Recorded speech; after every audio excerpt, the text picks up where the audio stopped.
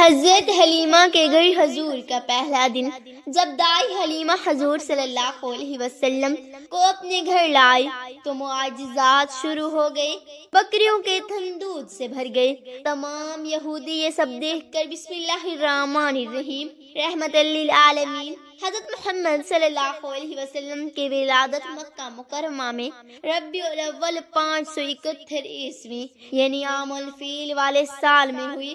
ابن سعد کی روایات ہے کہ حضور صلی اللہ علیہ وسلم کی والدہ نے فرمایا کہ جب حضرت محمد صلی اللہ علیہ وسلم کی پیدائش ہوئی میرے جسم سے ایک نور نکلا جس سے ملک شام کے محلات روشن ہو گئے۔ جس رات آپ صلی اللہ علیہ وسلم اس دنیا میں تشریف لائے اس رات کعبہ میں رکھے تمام بت منہ کے بل گر پڑے اور اسی طرح بے شمار معجزات کا ظہور ہوا جو اس بات کی علامت تھی کہ اس کائنات کا رہبر اور ہادی اس دنیا میں تشریف لا چکے ہیں۔ جب حضور صلی اللہ علیہ وسلم کی پیدائش خبر آپ کے دادا حضرت ابو مطلب کو ہوئی تو آپ تشریف لائے اور پوتے کو گود میں لیا تو آنکھیں بھر آئیں اور مرحوم بیٹی عبداللہ کی یاد آ گئی۔ دراصل آپ صلی اللہ علیہ وسلم کی پیدائش سے قبل ہی آپ صلی اللہ علیہ وسلم کے والد حضرت عبداللہ رضی اللہ تعالی عنہ وفات پا چکے تھے۔ حضرت ابو مطلب حضور صلی اللہ علیہ وسلم کو خانہ کعبہ میں لے گئے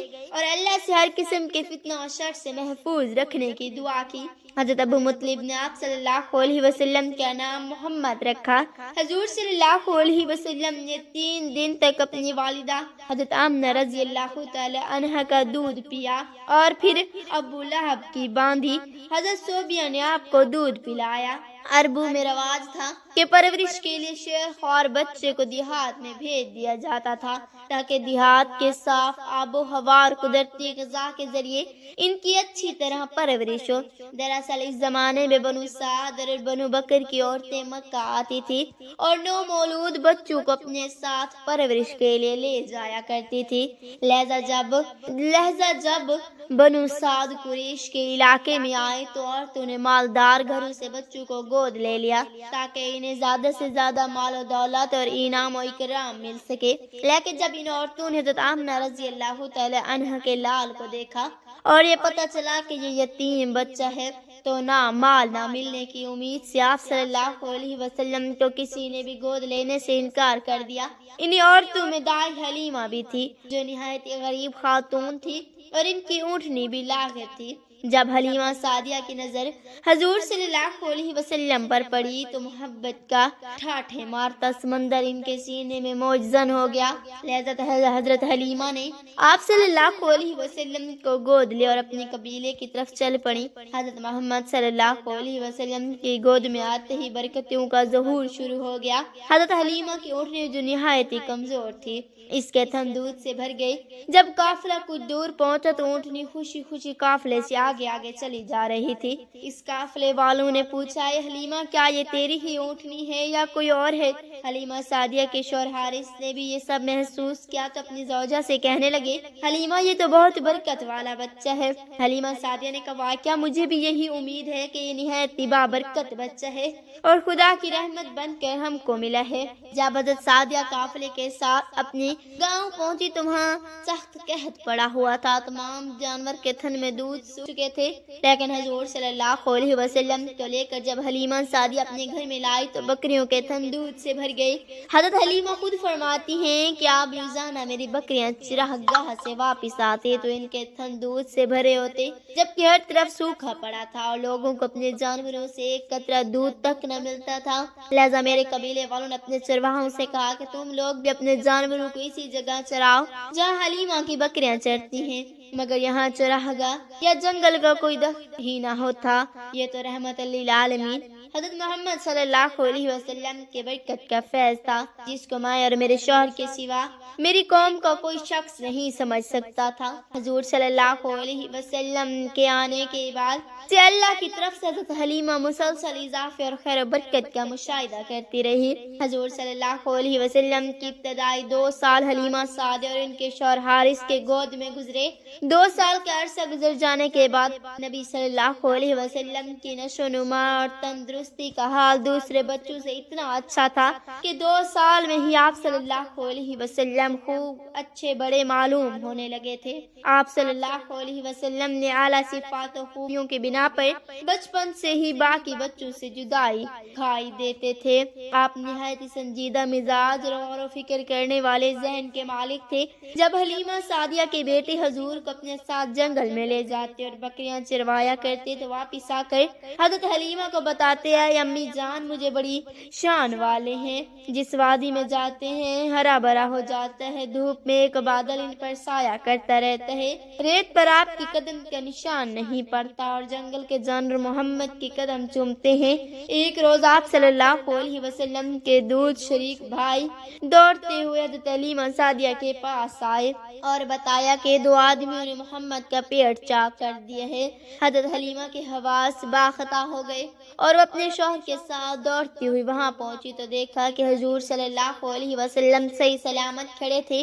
جب حضور سے پوچھا گیا کہ آپ کو کیا ہوا تھا، آپ صلی اللہ علیہ وسلم نے بتایا کہ سفید کپڑے والے 2 آدمی آئے تھے، انہوں نے مجھے لٹا کے میرا سینہ چاک کر دیا اور اس کے اندر سے خون کا لتھڑا نکلا، پھر اسے سونے کی ایک کشت میں رکھا کہ آب زمزم سے دھویا اور پھر اسی طرح اپنی جگہ رکھ کر سینہ بند کر دیا۔ یہ سن کر حضرت حلیمہ بہت گھبرا گئیں اور حضور صلی اللہ علیہ وسلم کو واپس مکہ لے جانے کا ارادہ کیا۔ لہذا جب نبی کریم صلی اللہ علیہ وسلم کی 4-5 برس تو حلیمہ سعدیہ آپ کو مکہ واپس لے آئیں اور آپ کی والدہ آمنہ کے سپرد کر دیا۔ یا حضرت ایمن جو آپ کی والدہ ماجدہ کی باندی تھی، حضور صلی اللہ علیہ وسلم کے پرورش اور خدمت گزاری میں مصروف رہنے لگی۔ ایمن آپ صلی اللہ علیہ وسلم کو کھانا کھلاتی، کپڑے پہناتی، کپڑے دھوتی اور تمام ضروریات کا خیال رکھا کرتی تھی۔ رسول اللہ صلی اللہ علیہ وآلہ وسلم ایمن کی محبتوں اور خدمات کو ہمیشہ یاد کیا کرتے تھے، فرمایا کرتے ہیں ایمن ماں کے بعد میری ماں ہے۔ ابھی حضور صلی اللہ علیہ وسلم کو اپنے والد کے سائے سے محرومی کا شعور بھی نہ تھا کہ آپ کی والدہ حضرت آمنہ بھی وفات پا گئی، لہذا اب آپ کی پرورش کی ذمہ داری آپ کے دادا حضرت ابو مطلب نے لے لی۔ حضرت ابو مطلب کو اپنے پوتے سے نہایت محبت اور الفت تھی۔ حضرت ابو مطلب اکثر آپ کو اپنی گود میں بٹھا کر فرماتے اس بچے کا مقام بلند ہے، یہ سید سالار ہوگا۔ پھر آپ صلی اللہ علیہ وسلم کو آغوش میں لے کر اپنے پاس بٹھاتے اور محبت سے آپ کو چومتے۔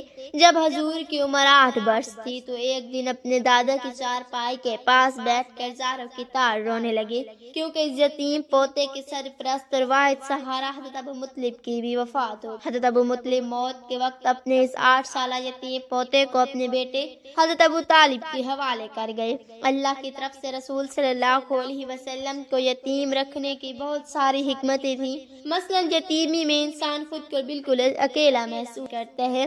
اس اکیلے پن کی وجہ سے حضور صلی اللہ علیہ وسلم نے اللہ سے تعلق جوڑا۔ ایک یتیم کی زندگی تنگی اور پریشانیوں سے بھری ہوتی ہے، لہذا ایک یتیم شخص تمام تر مشکلات سے گزرتا ہے اور اس کے اندر احساس، ذمہ داری اور مختلف صلاحیتیں پیدا ہوتی۔ ان مشکلات اور تکلیفوں کی وجہ سے ہی یتیم شخص دوسرے کے مقابلے میں زیادہ حساس اور رحم دل ہو جاتا ہے، لہذا محمد صلی اللہ علیہ وسلم کو یتیم رکھ کر اللہ نے آپ کے اندر اس طرح کے بے شمار خصوصیات اور کمالات پیدا کر دی۔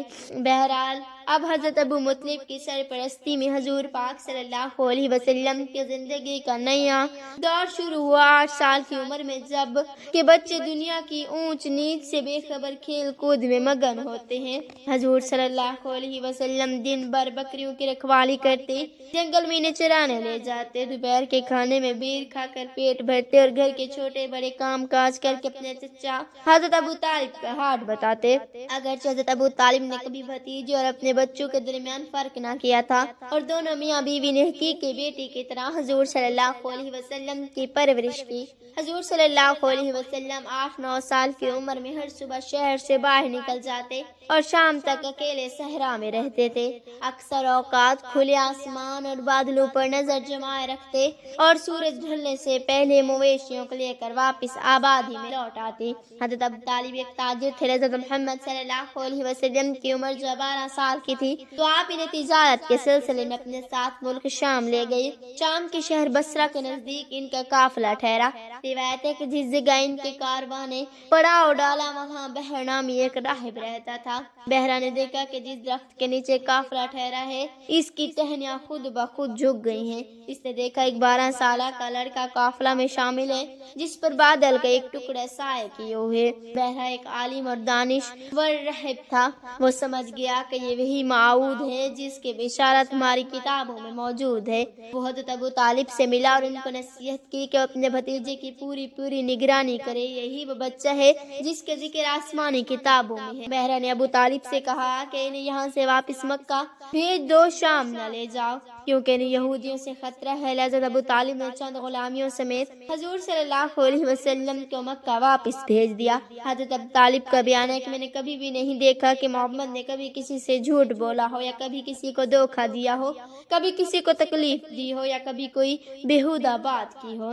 حضور صلی اللہ علیہ وسلم ہمیشہ خوش اخلاق، نیک اتوار، نرم گفتگو، بلند کردار اور اعلیٰ درجہ کے پارسار اور پرہیزگار رہے۔ رسول پاک صلی اللہ علیہ وسلم بچپن میں تمام بچوں سے مختلف طبیعت کے مالک تھے۔ آپ میں باقی بچوں کی طرح شرارتیں اور شوخیاں نہ تھی، بلکہ آپ بچپن ہی سے اس کائنات کے نظام پر غور و فکر کرتے تھے۔ حضور صلی اللہ علیہ وسلم کے جس معاشرے اور سماج میں پرورش ہوئی اور جہاں آپ نے اپنے بچپن اور جوانی کا وقت گزارا، اس میں زناکاری، فحاشی، شراب نوشی، سود، ناچ گانا اور ہر قسم کی برائیاں زوروں پر تھی۔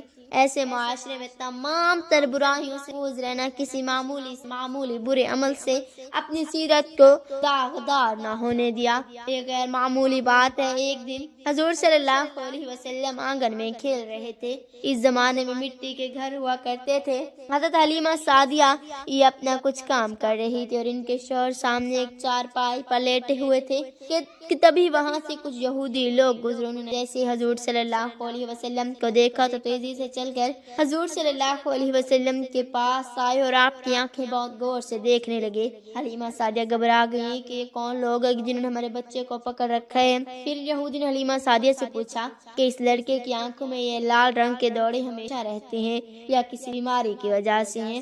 حلیمہ سعدیہ نے کہا ہمیشہ رہتے ہیں۔ پھر یہودیوں نے حضور صلی اللہ علیہ وسلم کے پیٹھ پر مہر نبوت دیکھی تو آپس میں کہنے لگے کہ اس بچے کو قتل کر دو ورنہ یہ ہمارے دین کو ختم کر دے گا۔ حلیمہ سعدیہ ان کی یہ باتیں سن کر بہت گھبرا گئی۔ تبھی یہودیوں نے حلیمہ سعدیہ سے پوچھا اس بچے کا نام کہاں ہے؟ حلیمہ سعدیہ نے فرمایا کہ وہ سامنے چارپائی پر لیٹے ہیں۔ یہ سن کر یہودیوں نے کہا کہ اگر تو کہتی ہے کہ اس بچے کا باپ مر چکا ہے تو ہم اسے ابھی قتل کر دیتے ہیں۔ یہ کہہ کر یہودی وہاں سے چلے گئے۔ حلیمہ سعدیہ بہت گھبرا گئی، لیکن اس واقعے کے کچھ ہی دنوں بعد حلیمہ سعدیہ کے گھر کے پاس کچھ عیسائی لوگ گزرے۔ جب انہوں نے حضور صلی اللہ علیہ وسلم کو دیکھا تو وہ سمجھ گئے اور حلیمہ سعدیہ سے پوچھنے لگے حلیمہ اس لڑکے کی آنکھوں میں یہ لال رنگ کے دوڑے ہمیشہ رہتے ہیں یا کبھی کبھی؟ حلیمہ سعدیہ نے کہا کہ ہمیشہ رہتے ہیں۔ تو ان عیسائیوں نے کہا کہ اے حلیمہ یہ لڑکا ہمیں دے دو، ہم اسے اپنے علاقے میں لے جا کر خوب اچھی طرح پالیں گے کیونکہ یہ آنے والی نسلوں کا نبی ہے۔ یہ سن کر حلیمہ سعدیہ نے فرمایا کہ میں ایسا نہیں کر سکتی، میں یہ بچہ مکہ سے لے کر آئی ہوں اور مجھے ان لوگوں کو واپس کرنا ہے۔ یہ سن کر وہ عیسائی وہاں سے چلے گئے۔ اللہ تعالی ہمیں دین کی سمجھ نصیب فرمائے، ہمیں آپ صلی اللہ علیہ وسلم کے نقش قدم پر چلنے کی توفیق عطا فرمائے، آمین۔ ناظرین کمنٹ باکس میں اللہ تعالی کے 99 ناموں میں سے ایک نام ضرور ٹائپ کریں۔